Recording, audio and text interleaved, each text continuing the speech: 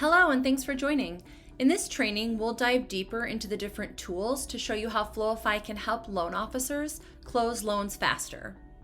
To give you an idea of how this training will be structured, I'll provide a brief navigational overview, show you how to get your borrowers into Floify, and then show you how to start work in that file. We'll start directly on your loan pipeline. When you first log in, you'll be taken to your home page, which is where I am at the top. And this is where you can see all of your active loan files, as well as get an application started for a borrower, which I'll get to in just a bit. Moving along to the right, your Prospects tab is where you can locate those incomplete borrower applications, add new prospects, and find your borrower links. And I'll dive deeper into this tab in just a moment. Skipping along to settings, this is where you'll do most of your configurations. And please contact support@floify.com if you have any further questions. Your Users tab will show you all of the users that have access to your pipeline, for example, a processor or assistant. Next, the audit log is great if you're working with other users because it allows you to track those document-related activities. I always like to think of it as a paper trail. Clicking on your email address will take you to your account details. And if you ever need to change your email signature, phone number, you can head here. In the far right corner, if you're going to be assisting more than one team or just need access to more than one pipeline, this is where you can bring up a list of team members' accounts you have access to. And I'm just going to scroll to the bottom of the page just to show you a couple more things. First, where it says request a feature, and that allows you to do just that. You can also vote for a feature that someone has already requested.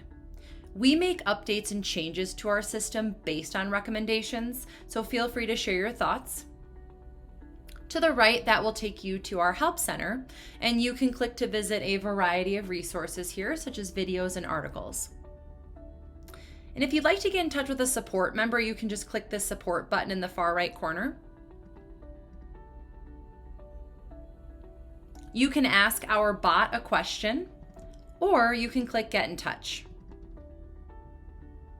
We have a live chat available from 9 a.m. to 2 p.m. Mountain Time, 5 days a week, with limited availability on weekends. Or you can leave a message at any time, which will prompt you to submit a ticket.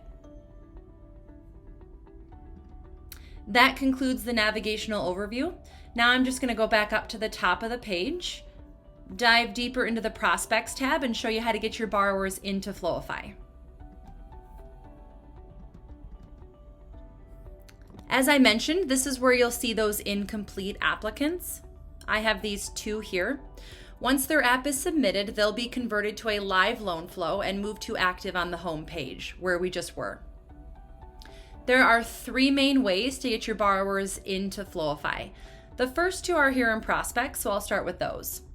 You can either send your borrower a link to complete an application on their own, or if you're feeling a little more proactive, you can get that application started for your borrower. The first way to get them into Floify would be to use this Borrower Links tab to the left. And as I hover over, you can see you have a few options. These first 4 links can be sent out to your borrower and it will take them to an application. Just a different avenue for each one. This first link will take them through your landing page. This is customizable, but they can access all your contact information, mortgage and refi calculators if you'd like those turned on, and then just click Apply Now. The second link will take them to an application with Spanish subtitles through your landing page. Those do need to be turned on in settings and apply only to the application, not the landing page itself. The third link will take them to an application through your Apply Now page. And as you can see, this is just a much more basic and direct approach to get your borrower to an application. So this could be handy if you have a borrower who, isn't quite as tech savvy. The fourth link will take them to an application with Spanish subtitles through the Apply Now page, which again need to be turned on, and the subtitles apply only to the application, not the Apply Now page itself. Or you can send them this last link to log into their account. The second way to get your borrower into Floify, which is becoming more and more common, would be to use the Add New Prospect button to the right. And this is great, as I mentioned, if you want to be proactive. Let's say you have a borrower on the phone or a realtor calls you with a lead. You can take down some of their information and get the application started on behalf of your borrower. And I'm going to walk you through that process. So I'm just going to fill out some basic information here.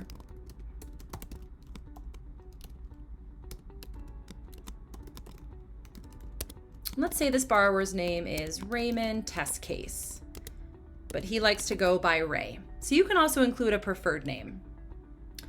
If I click Save Prospect at the bottom of the page, that will send my borrower a link to their application. I would say 9 times out of 10, if you're capturing that information over the phone, you're going to want to check this box here. It just allows you to control when they receive the link to complete their application. Another use case might be, let's say I have Ray on the phone and he tells me that he's getting ready to go on vacation for a week. I wouldn't want to send him the link to his application for it to then just get buried in his inbox while he's away. So that would be another case where I would delay the application and then send it to him upon his return. So I'm going to check that box and click Save. And as you can see, I have a new prospect. Since I've delayed sending him that app, I can go ahead and get it started for him. And to do that, I'm going to take you over to the right under this action column. If you hover over any of these icons in Floify, it'll provide a description. I'm going to click into the first icon that allows me to edit that app. Now let's say I have my borrower on the phone. Might say, all right, Ray, what's your date of birth? July 20th, 1975. If he wants to give me his social, I will capture that as well. And then perhaps I grab a phone number. You can really capture as much information here as you'd like. When you're done, in the upper left-hand corner, just click Save and Return to Prospects.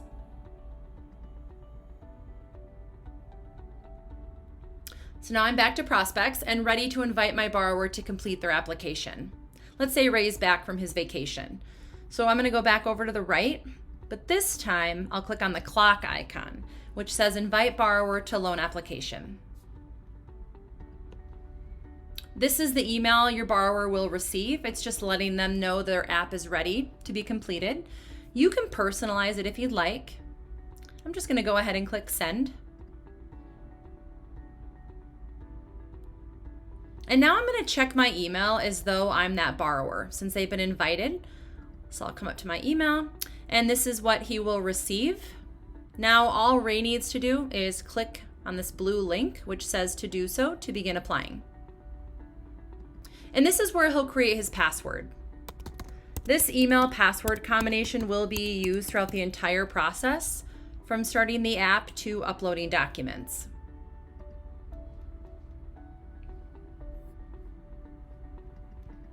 And now he enters his app and he's ready to complete it. And you're pretty much already ahead of the game now because instead of just sending your borrower a link to complete an application on their own, you've taken that initiative to capture the lead so they don't go somewhere else. Down at the bottom, they'll agree to e-consent and they can opt in or out of text messages. I'll say yes. Up at the top, your borrower can turn on those Spanish subtitles. They'll identify required questions by these red asterisks. And if anything's missing, we'll remind them at the end of each section. Our app is broken down into bite-sized chunks, so your borrower can jump back and forth between sections, and all data is saved in real time. I'm just going to go back up to the top here. I also just want to point out with address history, as I start typing, you can see it auto-populates a list using Google's geolocation, and then it pre-fills that data, which is nice because it helps reduce the chance of user error, which is a good thing. Your app is customizable, so you can remove questions, make them required, and add custom questions. And those will appear as additional questions. and don't show up as part of the app, they'll generate as a separate PDF. And this is a common one, so I'll say yes. And then we're going to ask your borrower to review each section just to make sure it all looks good. And you can see it's pretty obvious if something was missed. They just need to click Edit over to the right. And that should be good for the first section here. They can add co-borrower info, assets, real estate. I'm just going to jump down to loan info to identify a purpose. If auto doc request rules are set up, based on how questions throughout the 1003 are answered, your account can be set up to trigger specific document requests for your borrower to upload after submitting their application. So for example, let's say Ray selects that this is a refi. The system can be set up to trigger a specific set of documents for that type of loan, so my borrower can start uploading right away. It's just nice because there's no downtime from the time they've submitted their 1003 to then starting that document collection process, which you'll see in just a moment. Just finish filling out some of these requirements. And then again at the end, we will ask your borrower to take one last look just to make sure it all looks good.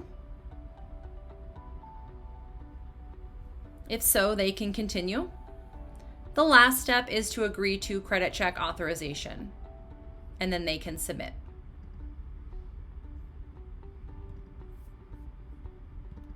My account has auto convert to a live loan flow enabled, which means as soon as my borrower submits their app, they're taken into their portal to begin uploading documents, which is what you see here.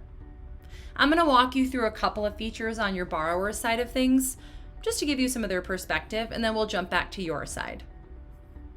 Initially, they are greeted with a tutorial, so I'll just click Let's Get Started. It's explaining here that they can use the up arrow to upload or the down to download. Add new docs at any time, or decline documents. Doing so won't delete that doc. It'll mark it as not applicable and send it back to you. And then you can decide whether you'd like to delete it, or you might also come back and say, nice try, Ray, but I need you to provide that document. And if they ever need to access that tutorial again, they can just click this link down at the bottom of the page. As I mentioned with those auto doc request rules, since my borrower selected that this was a refi, he's now being asked to provide driver's license, bank statements, and all of the documents you see in the center of the page. Something that's going to help organize the information exchange between you and your borrowers will be these tabs along the middle that say Owed, which is red, Pending in yellow, and then Accepted is green. The Owed bucket are all those docs that were sent out through automatic doc requests for your borrower to fill out. The Pending bucket shows the documents that were submitted from your borrowers but have not been reviewed by you. And Accepted is pretty straightforward. As borrowers upload documents, you're able to accept or reject them, which I'll show you in just a moment. I also just want to point out with the Owed bucket, so you can add sample documents for your borrowers to view, just so they know exactly what you're looking for. And I'm going to use this bank statement as the example. So they would just need to come over to the right here and click on that eyeball icon. And here is that sample. They can download that using the down arrow. To upload a document, they're going to click the up arrow. And they have the option to drag and drop or browse that file. So I'm just going to drop this in. And then over to the right, you can see it provides a preview, which, hopefully they're using that to ensure they're providing the correct document before clicking upload. And what that did was move that document from the red Owed bucket to the yellow Pending bucket, which is what your borrower will do for every document in the Owed bucket until they're complete. The idea here is to get those documents from the red to the yellow and then eventually to the green bucket. The last thing I'm going to point out on your borrower side of things are these white circles along the top of the page. These are milestones. This is just a way for them to follow along in the process. As you check them off, email and text notifications will go out to borrowers and any third parties. They'll have that same checkoff in their portal, so they shouldn't have to contact you to ask where they are in the loan process. Now they'll just be able to log into their portal to check those updates for themselves, which is nice. And now I'm just going to go back to your side of things. So back to prospects, just a quick reminder here that the first 2 ways to get your borrowers into Floify is in the prospects tab via the online application. The third way is on the home page, so we'll head there next.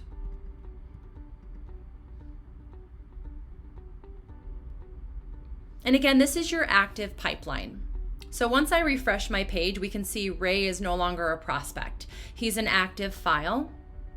The little green icon next to his name just means he's signed into Floify, which could be a nice time to just, check in, see if he has any questions.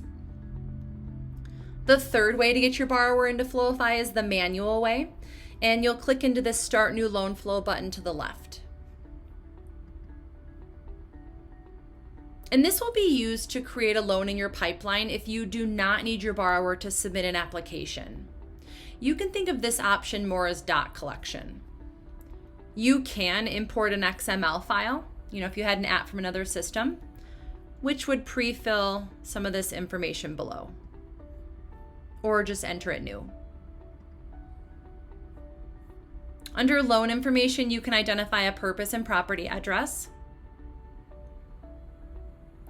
With realtors and partners, they'll need to be added to your settings to have contacts available, but you can invite them to follow along in the flow, which will allow them to review loan status updates like milestones.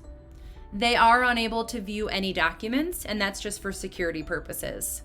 But there is one other area where you can invite them to follow along in the flow, and I'll point that out as well. This next section is how you'll customize the documents that you request from your borrower. Using Quick Packs, these are pre-selected needs lists.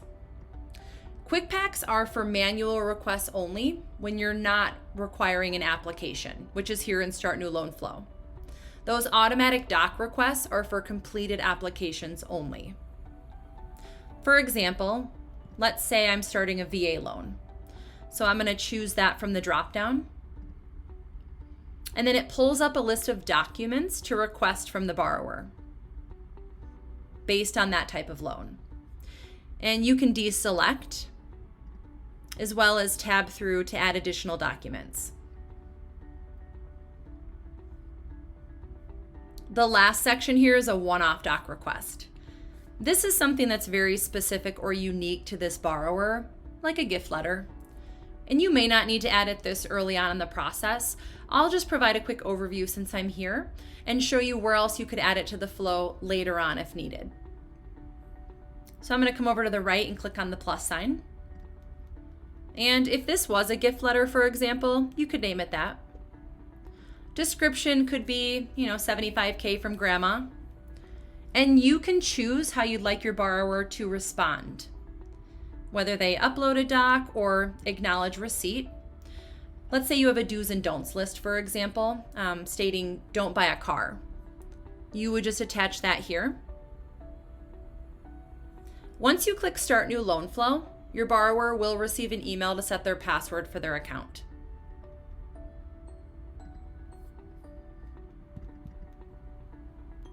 Those were the 3 main ways to get your borrowers into Floify, and now I'm going to show you how to start working that file. To get into your borrower's flow, you can click anywhere in the row here, or head directly to either the red, yellow, or green bucket to the left. I'm going to start in the Ode bucket and provide a deep dive, and then I'll just work my way across. Again, this is that list of documents you're asking from your borrower. Over to the right, you can upload a document for them using the up arrow. The trash allows you to delete it, or you can rename it with the pencil paper icon. And your side of things looks very similar to your borrower's side. It just makes that process easier for everyone. So this is what you see when you're inside their flow. And then I'll go back to their portal. This is what they see. So very similar. If you ever need to add additional documents, let's say underwriting comes back with more requests. Over to the right is a little grouping of blue buttons. You would want to click into this first one that says Add New Doc. Now within this section, I would say the most common documents you'll use would be the first row of 4, and then off to the left in the second row. So those 5. And I'll touch on each one, but just so you're aware, any of these that you choose to add to the flow will be sent to the red Docs Owed bucket for your borrower to provide. First is Floify e-sign. This allows you to send anything to your borrower that you need e-signed or anyone outside of Floify. It's free and proprietary, and it works similarly to other e-sign platforms. So for example, you would just include your name and category. And if this is a one-off doc request you're creating, just upload your PDF here. You just want to make sure you check this box right below that says you're not using an existing template, since it's a one-off. Otherwise, you can choose from a list of templates below. You can add signers if you have a co-borrower or someone external such as a donor.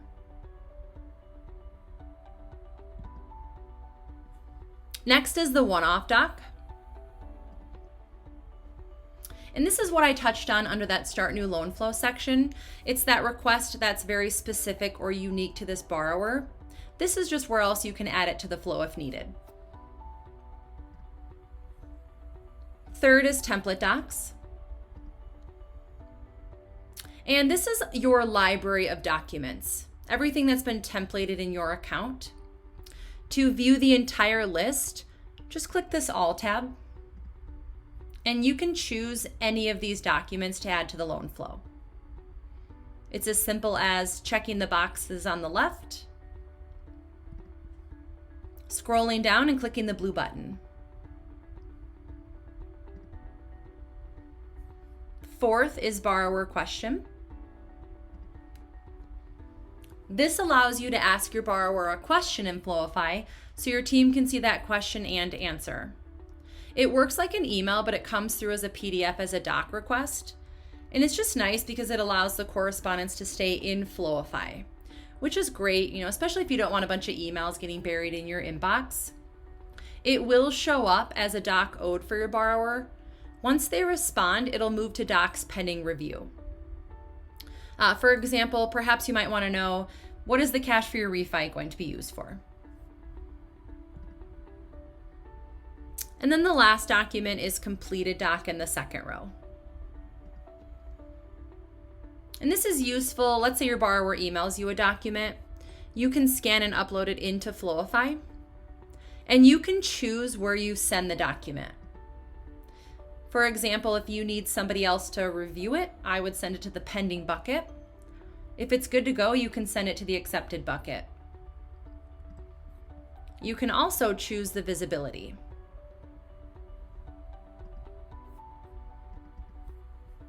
And I'm just going to back out of this section here. And that was all things related to the red owed bucket. I'm just going to continue on across now to the yellow pending bucket, which again is that list of documents that you have yet to review.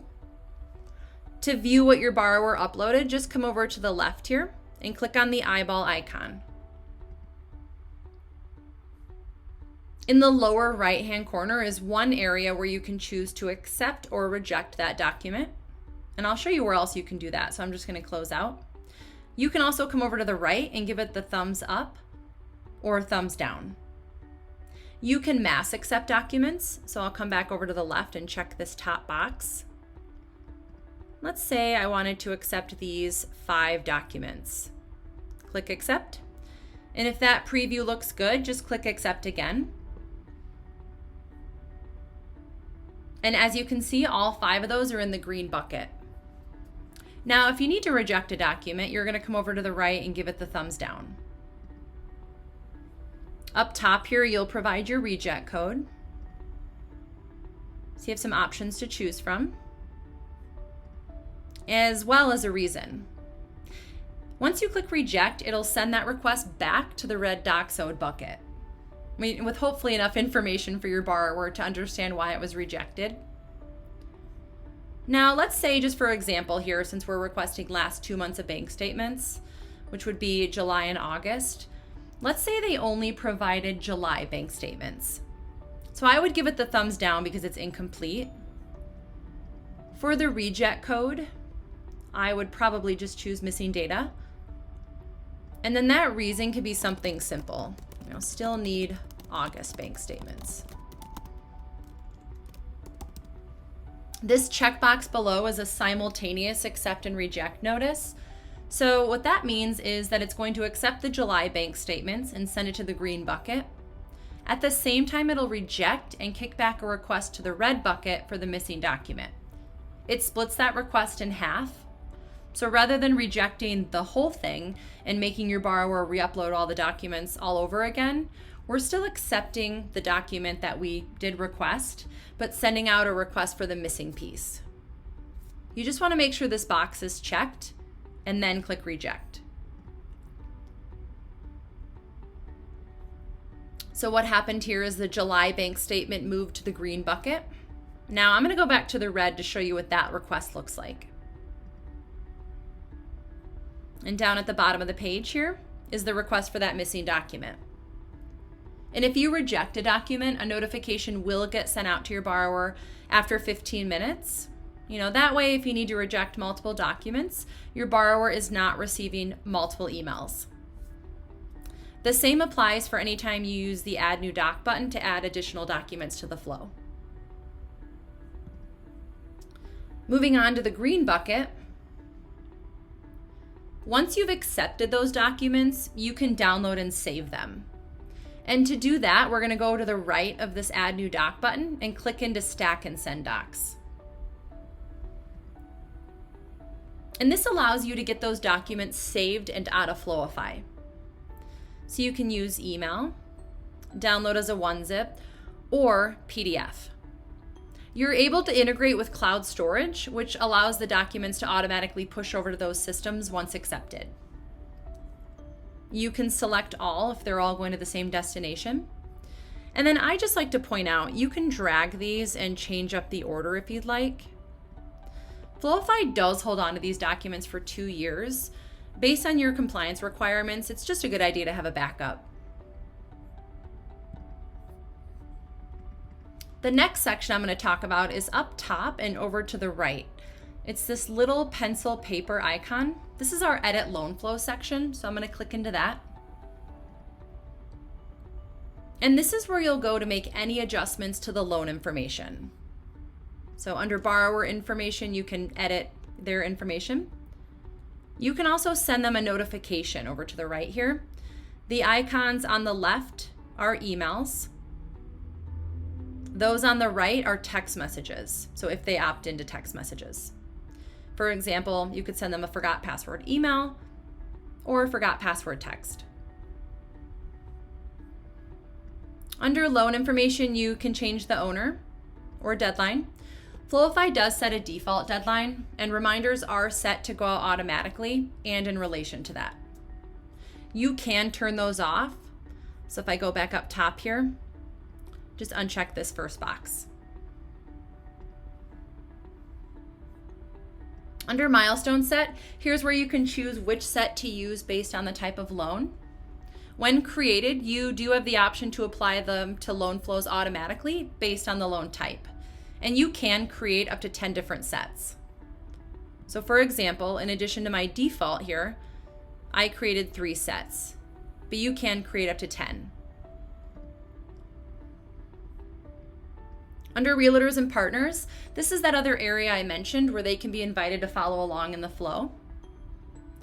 So let's say I wanted to invite my realtor Robin here to follow along in this flow.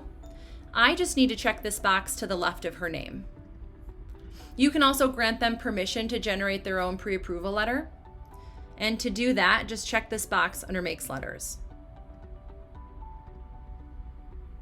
Down below is where you'll set the parameters for that letter.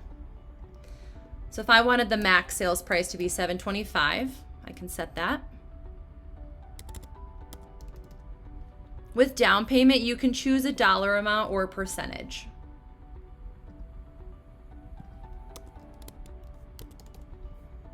Down below, you'll then click Save, which will set those parameters and save all of the other information.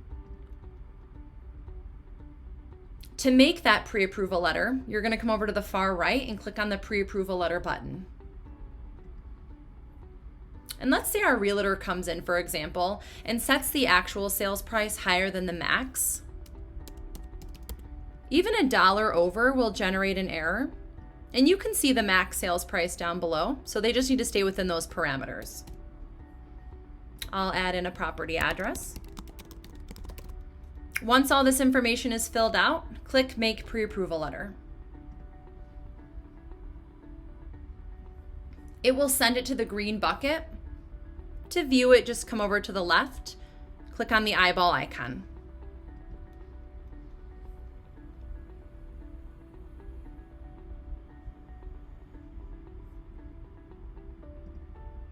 Next, I'm going to revisit milestones, but from your side of things this time, which again are those white circles along the top of the page. As you're going through the process, you can view these and check them off as they apply. This is one of the best ways to keep your borrower updated, is to send out the milestone updates.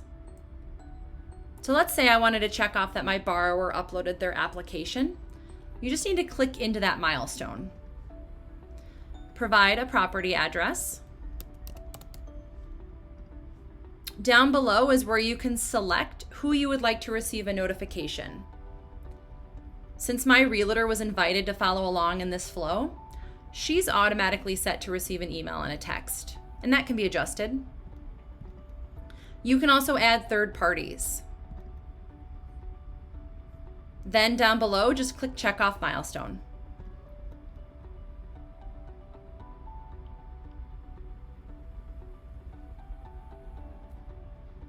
And here you can see it's all checked off. Now I'm going to go back to our borrower side of things just to show you their view. So I'll click back to their portal and refresh. And you can see your borrower will have that exact same update. So it's just really nice because you all stay updated together. For now, I'm going to go back to the home page to point out a few things before I wrap up. First is this yellow button here in the center of the page. This is just a great way to filter accounts based on those with docs pending your review in the yellow bucket. This just helps you see which loans need your attention. If I click on it, you can see it'll only pull up a list of active files with docs in the yellow bucket. And then to view all loans, just click Active Loans to the left. Now over to the right under this action column, I'm just going to point out these icons quickly because they are shortcuts. The first one will take you to Stack and Send Docs. And just a reminder, that's where you can get those documents saved and out of Floify.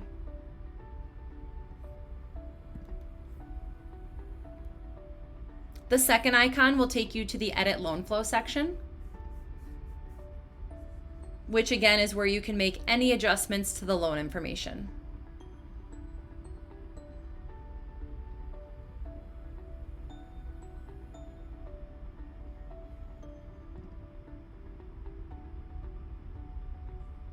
The third icon will archive your loan, and it will move it to the Archive tab, which stops all automatic notifications.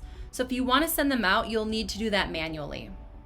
Once you remove the loan from this tab, it will resume those notifications based on your loan deadline. To see which loans are archived, you can click this archive link.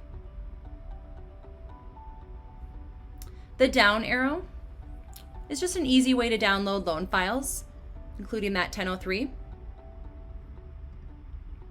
The paw print allows you to select a teammate to receive notices for the flow.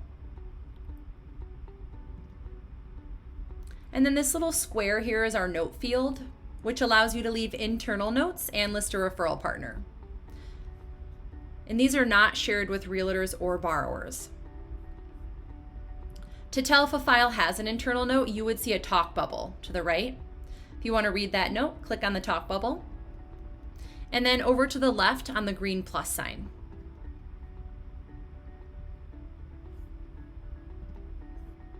And then just the last thing I want to mention, to help you continue to familiarize yourself with Floify, I would suggest grabbing an application link from your Prospects tab.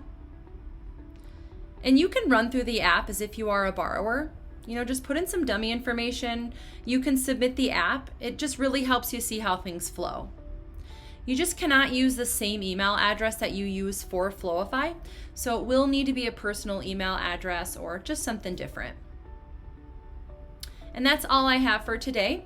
Thank you so much for joining, and please feel free to reach out to our support team if you have any further questions or need assistance.